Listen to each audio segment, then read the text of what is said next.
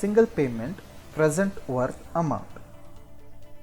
In this type of investment mode, the objective is to determine the present worth P of the single future sum F which will be received after n interest periods at an interest rate I compounded every period.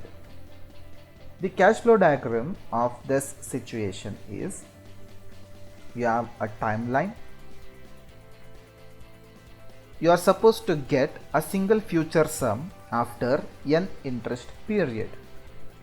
So we need to determine how much you need to invest today so that you are going to get a sum of F after n interest period.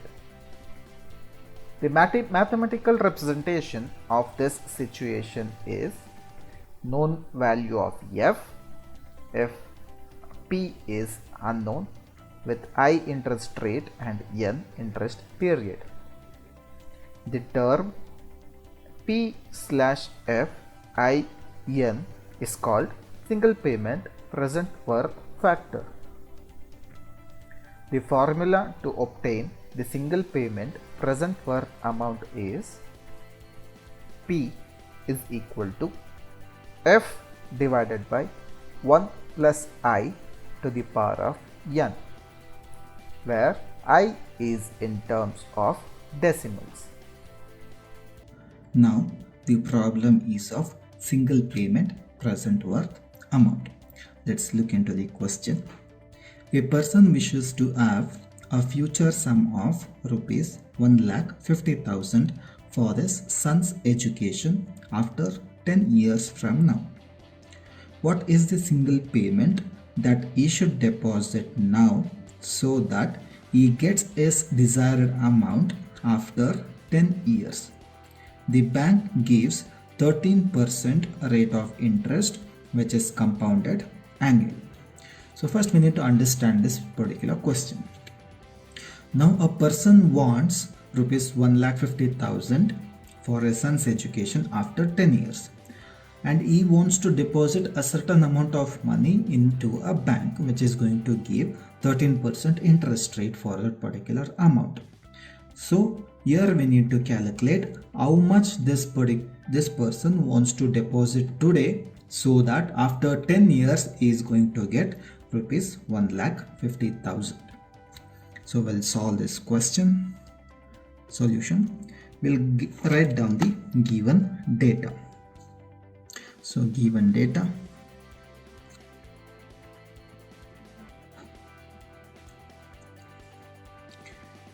so we know what is the future sum the person wishes to have. So the future value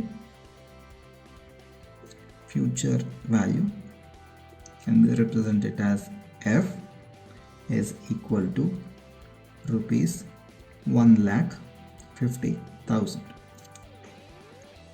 The interest period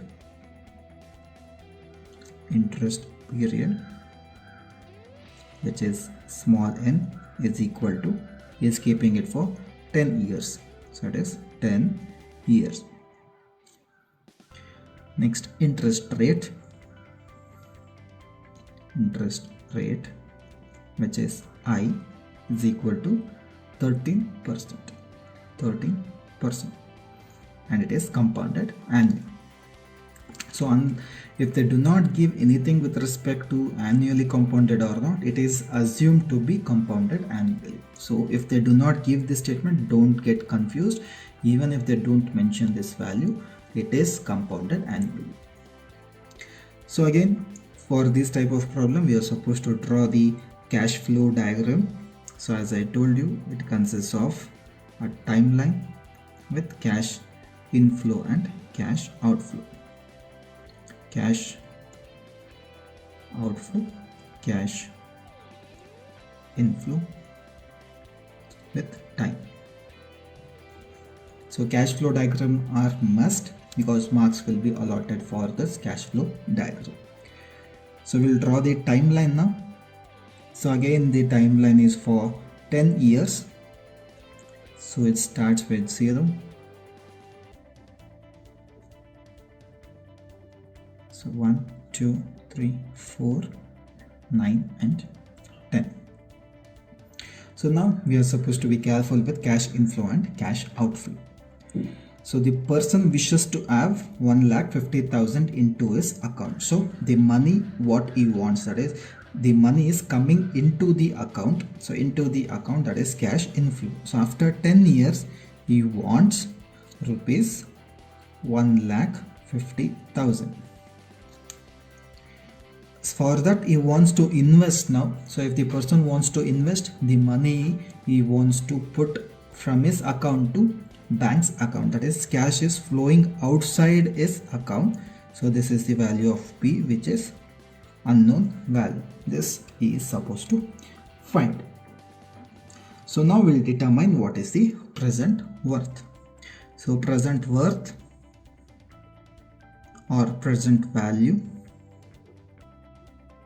which is denoted as capital P, is equal to future worth or the future value divided by 1 plus I to the power of n. Again, I is in decimal. So for all these problems, I will be, that is the rate of interest will be in decimal. So I is in decimal.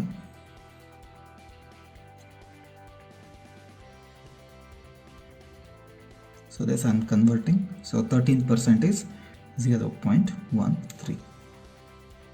So I'll substitute the values to this equation. So F value is 1,50,000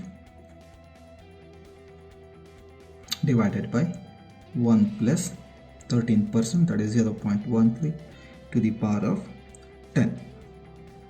So if you calculate this particular value, you're going to get it as 1,50,000 divided by 1 plus 0.13 to the power of 10.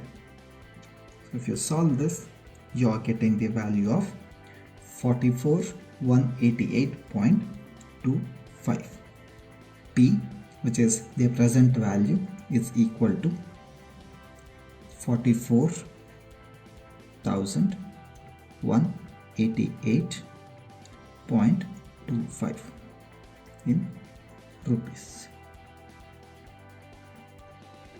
This is the value he should deposit now, so that after 10 years he is going to get a sum of 1,50,000 rupees.